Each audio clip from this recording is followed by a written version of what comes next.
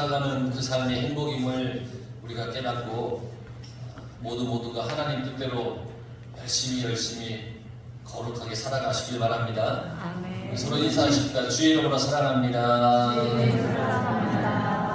할렐루야. 추석 명절 잘 보내셨어요?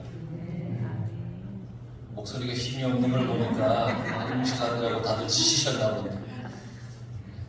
지쳐도 씩씩하게 하나님의 말씀의 은혜로 다시금 영육간에 새 힘이 넘치다길 간절히 바랍니다.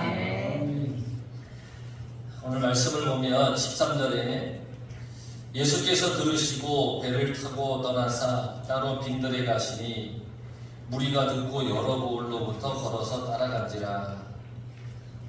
우리가 지난주에 세례 요한에 대한 말씀을 전해드렸죠. 요한이 헤로드 왕에게 죽임을 당했던 이야기를 전해드렸는데, 헤로드 왕은 세례 요한을 죽인 다음에 이제부터 예수님을 주목하기 시작을 했어요. 왜냐하면 이 헤로드 왕은 이 예수님을 뭐라고 생각했냐면, 세례 요한이 다시 살아나서 지금 다니는 사람이 예수라고 생각한 거예요. 세례 요한이 다시 살아나서 예수가 되었다라고 생각하는 거예요. 그래서 자연스럽게 예수님도 제거하려는 생각을 가지고 있어요. 세례 요한을 죽인 것 때문에 너무너무 괴롭고 힘든데, 세례 요한이 죽었다가 살아서 예수가 되어 나타났다고 생각하니 얼마나 이 마음이 괴롭겠어요. 그래서 예수님을 제거하려고 생각을 했습니다. 그런데 예수님은 헤롯의 그런 생각을 다 아셨어요. 그래서 헤롯 왕의 관할 지역을 떠나서 벳세다 지역으로 간 거예요.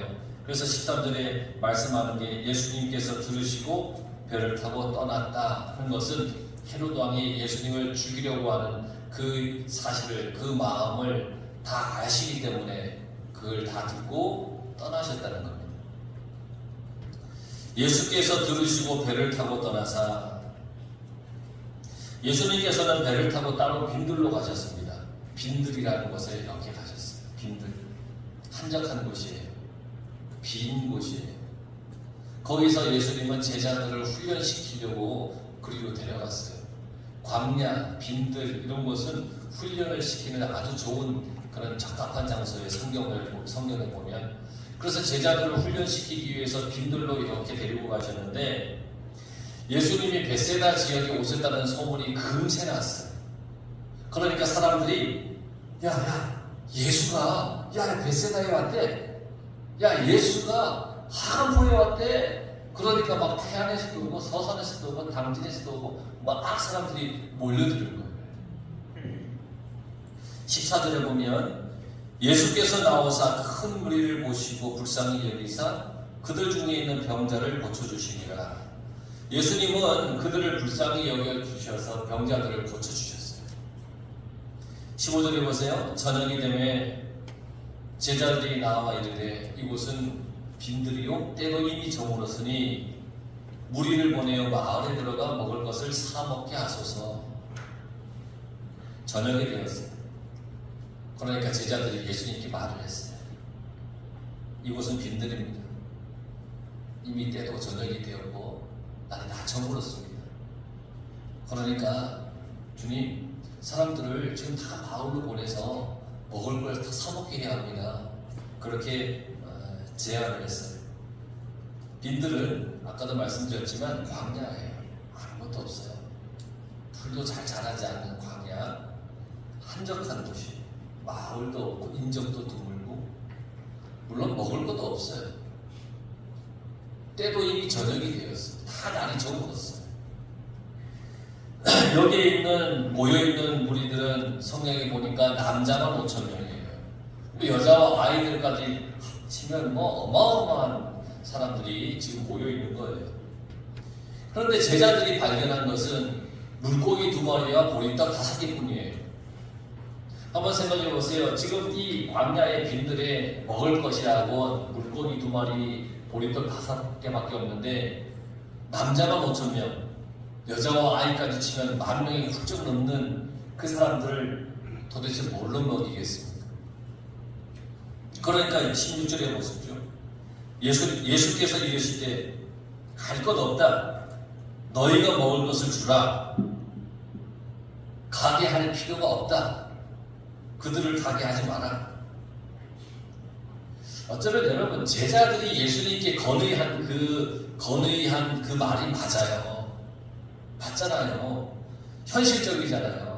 사람들에게 마을로 가서 먹을 걸 사 먹고 오게 하십시오. 이게 현실적이잖아요. 물고기 2마리하고 보리떡 5개밖에 손에 쥐어 있는 게 없는데 어떻게 먹인단 말입니까? 그래서 사람들을 보내는 게 맞아요. 그런데 예수님은 한마디로 그걸 거절했어요. 아니다.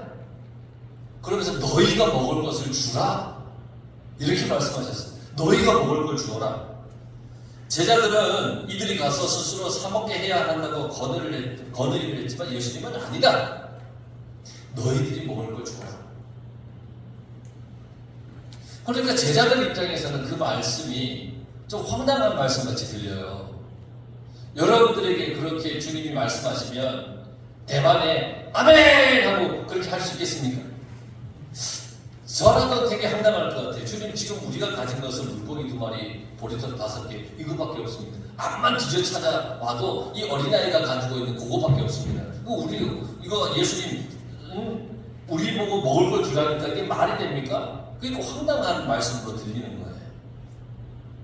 그런데 주님께서 너희가 주라 그랬잖아요. 너희가 주라. 주라라고 하는 것이 헬라어 도테라는 단어인데 이건 어떤 의미를 갖고 있냐면 즉각적이고 긴급한 행동을 요구하는 거예요. 그러니까 여러분들이 예전에 받아보셨던 긴급생활지원금 그렇잖아요.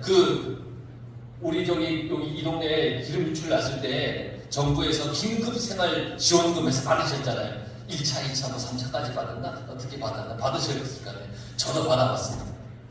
어떻게 나와요? 빨리 나오잖아요. 왜? 긴급생활지원금이니까. 예수님도 너희가 주라 그랬을 때는 어떤 의미의 주라는 거냐면 천천히 여유있게 만들어서 주라는 게 아니라 즉각적으로 주라는 거예요. 아무것도 갖고 있지 않은 제자들에게 지금 당장 그들에게 먹을 것을 즉각적으로 주어라 이렇게 말씀하셨어요. 그러니까 17절에 제자들이 얘기를 해요. 제자들이 이르되 여기 우리에게 있는 것은 떡 5개와 물고기 2마리 뿐입니다.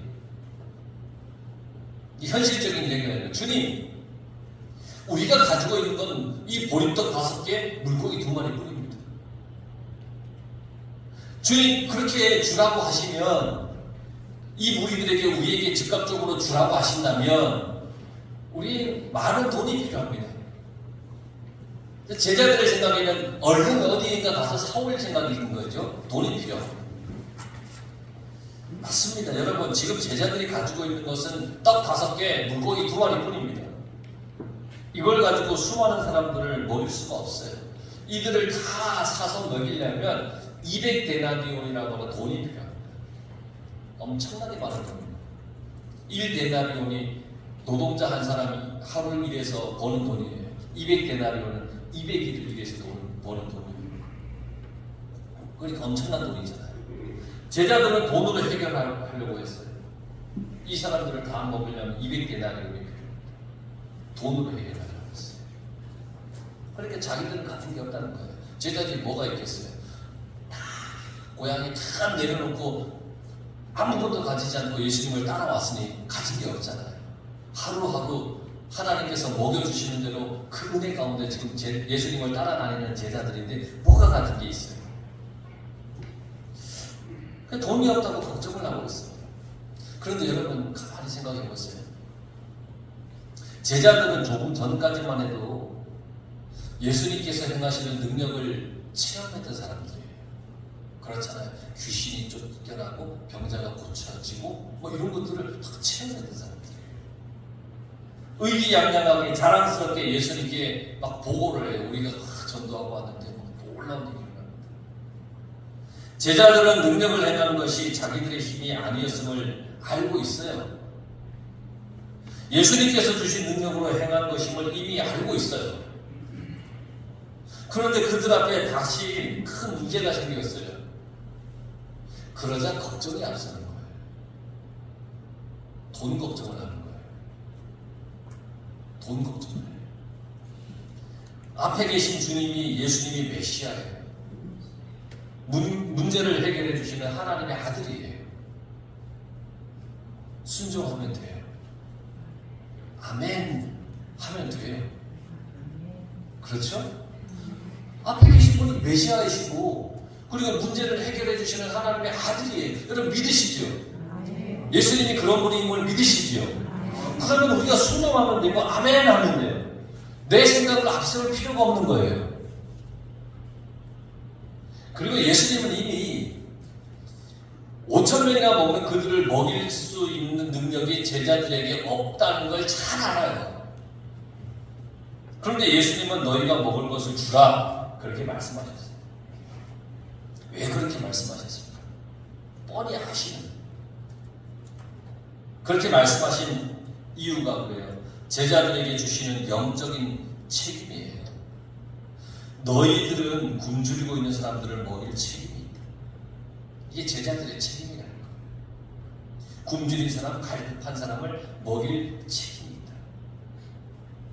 또 둘째, 예수님은 제자들의 신앙의 정도를 시험하시는 거예요.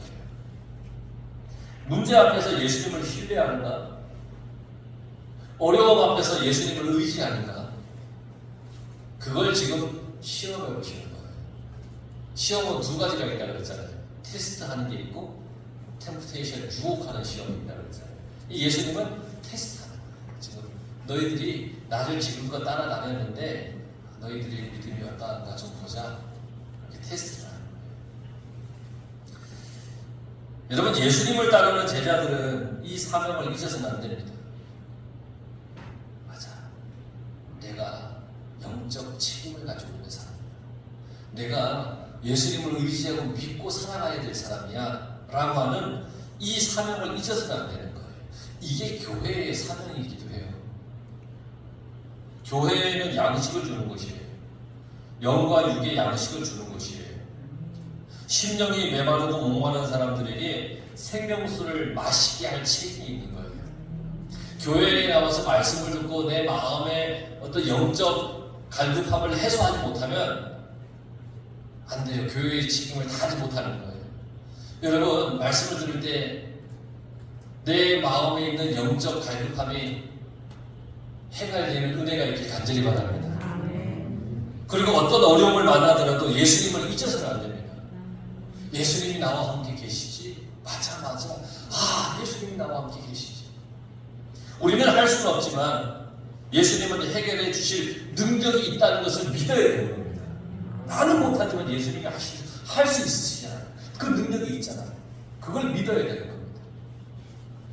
주님의 일은 내가 하는 것이 아닙니다. 예수님이 하시는 겁니다. 우리의 힘으로 하는 것이 아닙니다. 성령의 능력으로 하는 겁니다. 내가 하려고 하는 것이 아니에요. 너희가 주라 그랬을 때 내 능력으로 주라는 얘기가 아니에요. 주님을 의지함으로써 순종함으로써 맡겨진 일을 하라는 거예요. 그걸 주님께서 지금 제자들을 시험해 보는 거예요. 18절에 보세요. 이르시되 그것을 내게 가져오라 하시고, 예수님은 떡 5개, 떡 5개, 물고기 2마리를 자기에게 가져오라고 했어요. 여러분, 내 것을 주님의 손에 내어드려야 됩니다. 내가 가지고 있는 걸 주님께 내드려야 돼요. 예수님께 내드릴 때 하나님은 큰 것으로 세워주십니다. 예수님은 떡 5개, 물고기 2마리로 이적을 행하십니다. 기적을 베풀어 주세요. 우리의 문제를 해결해 주시는 분은 오직 예수님뿐이에요. 그 빈들의 굶주린 자들의 문제를 해결해 줄 수 있는 분은 예수님밖에 없는 거예요. 여러분들의 삶에 빈들에서 만나는 그 어려움이 인생 가운데 있다면 그걸 해결해 줄 수 있는 분은 오직 예수님밖에 없어요.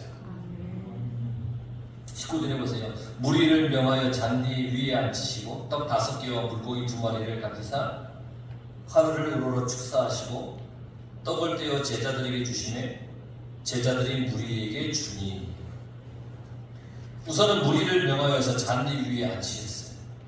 근데 마가복음에 보면 좀 더 정확하게 나와 있는데, 마가복음에 뭐라고 나와 있냐면, 제자들에게 명하사 그 모든 사람으로 때를 지어 푸른 잔디 위에 앉게 하시니 때로 100명씩 또는 50명씩 앉은지라. 그러니까 예수님께서 무리를 100명, 또 이쪽에는 50명 이렇게 나누어서 앉게 하셨어요. 남자만 5,000명이 넘는 사람들이 모였잖아요. 그러니까 이들에게 먹을 것을 주실 때 아무렇게나 있으면 정신이 없어요. 제대로 줄 수가 없어요. 또 아무렇게나 있으면 다 배고픈데 골고루 나눠줘야 되잖아요. 근데 개중에는 이놈이 왔다가 쪼르륵 20번 뒤에 새치기에서 섰다가 또 먹을 수도 있고 막 그렇잖아요. 그러니까 예수님께서 50명씩 100명씩 무리지어 딱 앉혀놨어요. 예수님께서 이 기적과 이적을 행하시기에 앞서서 무리들에게 이미 뭐를 만들어 놓으셨는데, 질서를 세워주신 거예요. 질서를 세우신 거예요.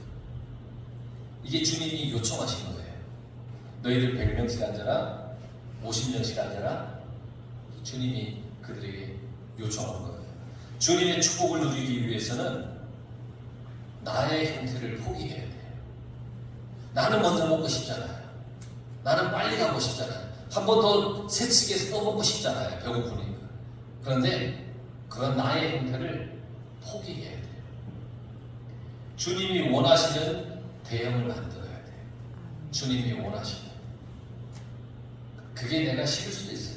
왜냐하면 50명, 100명 앉았는데 앞에서부터 나는 5,000명이니까 저 뒤에 있는 그 100명의 무리는 늦게 먹어야 되잖아요. 배고파 죽겠다고 막 투덜댈 수도 있잖아요. 그래도 지켜야 되는 거예요. 그래도 지켜야 되는 거예요. 주님이 원하시는 대형대로 지켜야 되는 거예요. 신앙은 주님을 중심으로 하는 질서예요. 기억하십시오. 신앙은 내 마음대로 하는 게 아니라 주님을 중심으로 하는 질서. 이게 신앙이에요. 그래서 교회는 질서가 있어야 돼요. 신앙은 질서가 있어야 돼요. 질서를 벗어나서는 주님의 기적이 일어나지 않아요. 또 주님은 떡 5개, 물고기 2마리를 가지고 뭘 하셨냐면 하늘을 우러러 축사를 하셨어요. 하늘을 우러러 축사하셨어요. 축사하시고 무슨 의미가 있냐면 하나님을 찬양하다는 뜻을 가지고 있어요.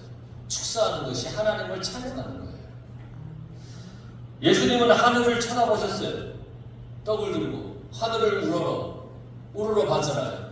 그리고 하나님을 찬양했습니다. 하나님, 여기에 떡 5개와 물고기 2마리가 있습니다. 이거라도 주셔서 감사합니다.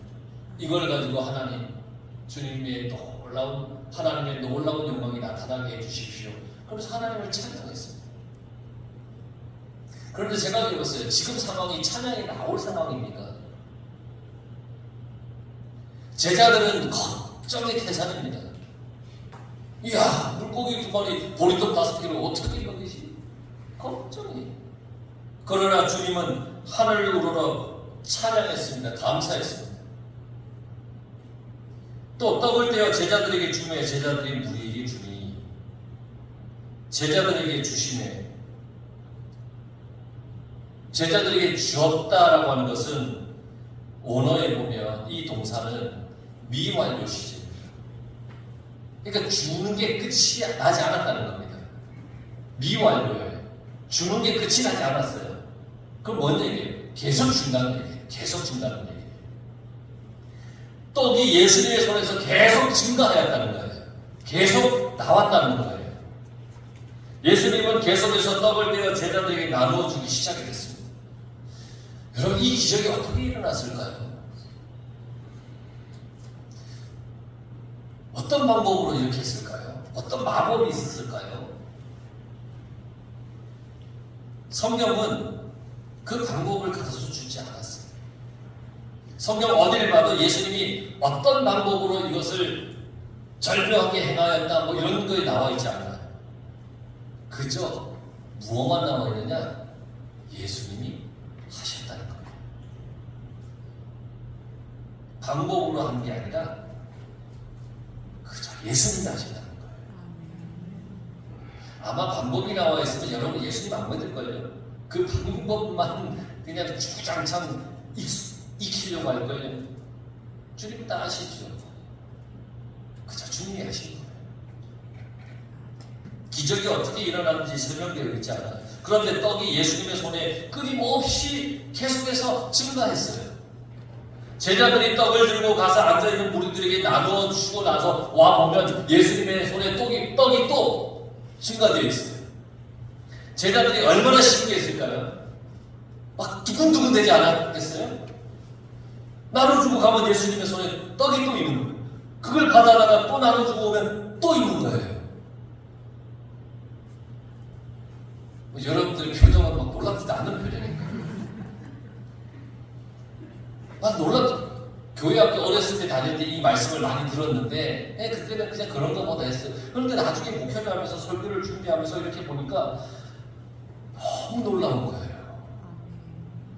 야, 떡을 나눠주고 돌아와서 보니까 손에 또 있는 거예요. 예수님의 손에 떡이.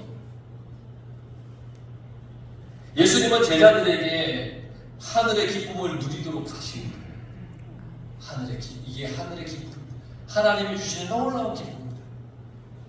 거룩한 기적을 누리도록 하신 거예요. 그러니 나눠주는 내 신기하고 가슴이 두근거리고 막 놀라운 따름이었다는 거예요. 20절, 21절에 보세요. 다 배불리 먹고 남은 조각을 12바구니에 차게 거두었으며 먹은 사람은 여자와 어린이 외에 5,000명이나 되었더라. 이적을 통해 모든 사람이 배불리 먹었어요. 배불리 먹은 사람이 여자와 어린아이를 제외하고 5,000명이에요. 남은 조각이 12바구니예요. 모든 사람이 먹고도 남을 풍성한 기적이 일어난 거예요. 빈들에 하나님의 은총이 가득했어요. 하나님이 주시는 성찬으로 충만했다는 거예요.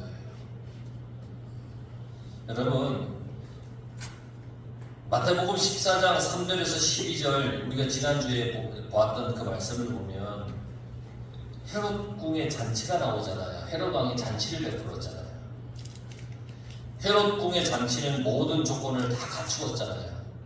좋은 음식, 음악, 또 앞에서 무용하고 춤추고 술도 있고 많은 사람들이 모여있고 다 갖추었어요. 많은 사람이 초대되고 다 갖추고 있어요. 그러나 헤롯궁 잔치의 마지막은 선지자 요한의 목을 쟁반에 담아오는 죽음의 잔치였어요. 다시 말하면 지옥의 만찬이었어요. 그런데 오늘 본문의 빈들의 잔치, 빈들에는 인생을 즐겁게 할 요소가 아무것도 없어요. 고통받고 있는 사람, 소외된 사람들로 가득 차 있어요. 음식도 보리떡 5개, 물고기 2마리밖에 없어요. 음악도 없어요. 노래도 없어요. 아무도 없어요. 그런데 여기 사람들은 만족을 누렸어요. 기쁨을 누렸어요.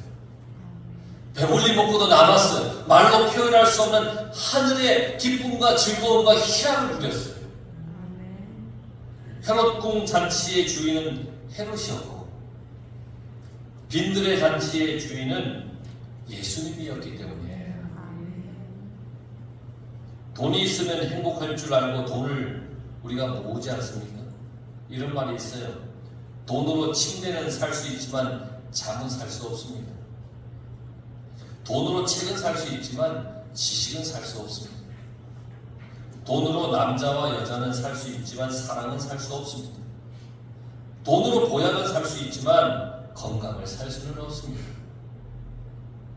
아무리 높은 권세를 가졌다 할지라도 어둠의 인생으로 살 수도 있는 것입니다. 광야 같은 인생을 살아도 예수 그리스도를 모시고 살면 진정한 행복을 누릴 수 있는 그런 인생이 되는 겁니다. 여러분, 저도 지식으로 설교할 수 있어요. 목회도 인간관계를 통해서 목회할 수도 있어요. 그러나 그 속엔 생명력이 없어요. 직분이나 연륜이 신앙생활이 아니에요. 정말 주님을 마음에 모시고 살아가고 있는지 그걸 물어보고 주님이 계세요. 나 정말 나를 마음에 섬기고 사니? 여러분, 어렵고 힘든 일이 있어도 낙심하지 말고 주님께 나와 간구하시길 바랍니다.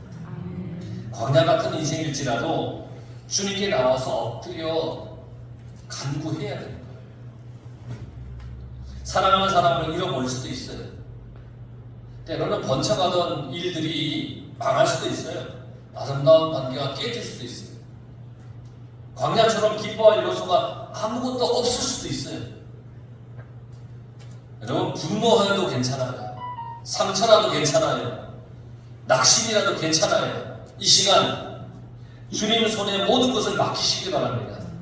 내 인생이 주님 손에 들려지면 주님께서 광야 같은 인생을 풍요로운 잔치로 만들어 주실 거예요. 주님께 다 내놓으시기 바랍니다. 당장 이해하지 못할 문제라도 주님께 들고 나와서 엎드리고 주님께 내놓으시기 바랍니다. 주님께서 알고 계세요. 우리의 기도를 다 알고 계세요. 그 주님이 우리를 풍요롭게 해주실 거예요. 그러니 주님께 다 내놓으시기 바랍니다. 다 맡기시기에 간절히 축원합니다.